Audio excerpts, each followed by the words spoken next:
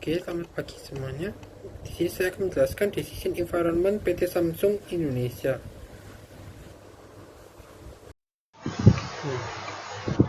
Nah, selamat pagi semuanya. Di sini saya akan menjelaskan Decision Environment PT Samsung Indonesia. Nah, pertama kita harus mengetahui tipe analisisnya. Nah, S yaitu sosial. Samsung merupakan perusahaan milik keluarga. Terlepas dari citra globalnya, Samsung masih beroperasi sebagai perusahaan Korea dari dalam. Lalu T, teknologikal. Samsung adalah salah satu perusahaan inovatif terkemuka di dunia.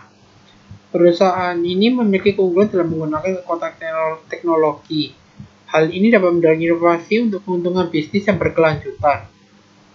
E. Ekonomi. Faktor ini sangat penting bagi Samsung. Pembukaan beberapa pasar berkembang berarti harus memikirkan kembali faktor ekonomi. Sementara perusahaan dapat memperluas sejak globalnya, Samsung juga harus khawatir tentang krisis ekonomi global yang sedang berlangsung.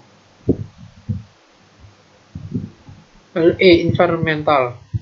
Semua bisnis berdampak pada lingkungannya. Beberapa memiliki dampak positif, sementara yang lain memiliki efek negatif.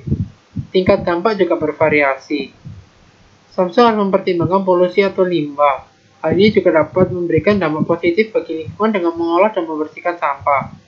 P. Politikal. Di sebagian besar pasar, lingkungan politik mendukung operasi Samsung.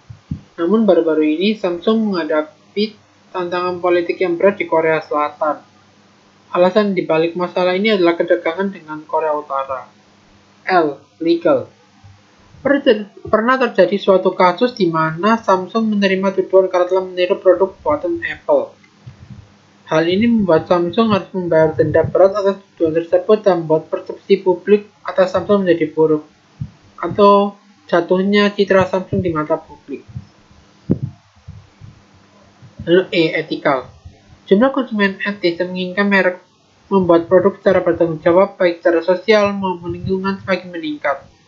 Dalam situasi seperti itu, Samsung harus menyadari kebutuhan untuk membuat produk dengan cara yang memuaskan konsumen yang beretika. Hal ini berarti Samsung harus memastikan bahwa mereka tidak berkompromi dengan kondisi kerja karyawan atau upah mereka. Mereka harus merawat dengan baik tenaga kerja yang membuat produk akhir. Hal ini juga memberikan pentingnya faktor etika lainnya. Lalu environmental relationship. Berdasarkan Samsung.com, PT Samsung Indonesia telah memperoleh sertifikasi sistem manajemen lingkungan dan karenanya mempraktikkan manajemen ramah lingkungan. Namun upaya mereka untuk mewujudkan lingkungan tidak berhenti pada batas-batas lokasi kerja. Di semua tempat kerjanya, mereka mengidentifikasi masalah lingkungan dan menemukan solusinya. Lalu, untuk memperhatikan manajemen lingkungan, Samsung Electronics mengelola tempat kerja berdasarkan standar manajemen lingkungan Indonesia. Tidak hanya itu, PT Samsung Indonesia juga telah mencapai tingkat KPI tempat kerja sadar lingkungan sebesar 100% pada tahun 2019. Selain itu, PT Samsung Indonesia juga terus berupaya untuk mengurangi emisi gas rumah kaca demi mencegah terjadinya pemanasan global atau global warming.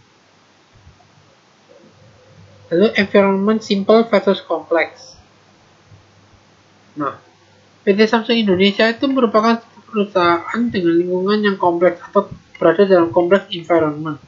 Karena banyak faktor yang membentuk lingkungan PT Samsung Indonesia dan faktor-faktor tersebut memiliki hubungan yang kompleks satu dengan yang lain. Lalu environment static versus dynamic. PT Samsung Indonesia merupakan suatu perusahaan dengan lingkungan yang dinamis atau dynamic. Karena PT Samsung Indonesia bergerak pada bidang teknologi dan seperti yang kita tahu, teknologi itu memiliki tingkat perkembangan yang cukup cepat. Oleh karena itu, PT Samsung Indonesia termasuk dalam kategori lingkungan yang dinamis. Lalu peran PT Samsung Indonesia pada masa pandemi COVID-19. Karena PT Samsung Indonesia bergerak dalam bidang teknologi, maka PT Samsung Indonesia menghadirkan atau membuat sebuah aplikasi terbaru bernama Samsung C-Safe. Aplikasi ini dapat membantu masyarakat Indonesia dalam mengetahui perkembangan pandemi COVID-19. Nah, informasi yang disediakan dari Samsung C-Safe ini yaitu data statistik COVID-19 baik pada tingkat nasional ataupun regional, Lalu yang kedua, level resiko di zona tempat pengguna. Misalnya kita ada di Surabaya, nah kita bisa tahu tingkat resiko di kota Surabaya itu seperti apa dan setinggi apa. Lalu yang ketiga, daftar rumah sakit rujukan dan penyedia tes COVID-19. Nah, ketika misalnya kita di Surabaya, kita bisa tahu rumah sakit rujukan di kota Surabaya itu di mana saja dan di mana rumah sakit yang menyediakan tes COVID-19. Baik, sekian presentasi dari saya. Terima kasih.